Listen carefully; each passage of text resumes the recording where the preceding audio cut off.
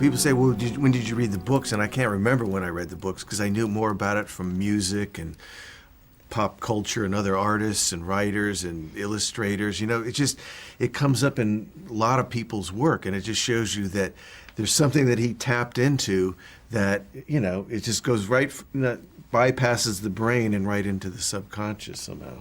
I mean, it was a radical book in its day, certainly. If it hadn't existed and you published it tomorrow, it would still be as radical. It would still be as abstract and bizarre and beautiful. And it's one of those special things. When you read the book as a child and then when you read it as an adult, you definitely see a different side to it. In this one, I think it's about growing up and working out who she is, Alice working out what she needs to do with her life and getting in touch with her own courage and doing what she is meant to be doing and not necessarily what society is. It looks absolutely gorgeous. I mean, it just looks beautiful. When you see all the visuals put together, you know, the parts that I've seen, they just kind of make your jaw drop. And he showed me pictures, but of course they were just kind of rough sketches, and they've all been enhanced, and yeah. He does have an amazing visual imagination, so the impact of things, I can't possibly guess that.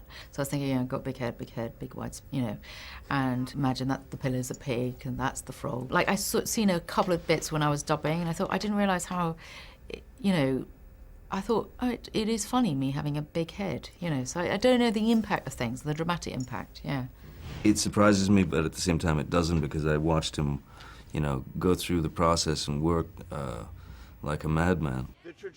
He says, I'm investigating things that begin with the letter M. That's what sort of set me out on the search for the Hatter. And it led me to the Hatter's disease, which was mercury poisoning, which was very common back in the 19th century. It would manifest itself in different ways, and but a very unpleasant ways. So that became kind of the basis for the Hatter. And also just mixing up those multiple personalities. So again, it wasn't just a weirdo, that you could see his pain, you could see his sort of sadness, you could see you could see all the elements that kind of go into every one of us, but not so extremely.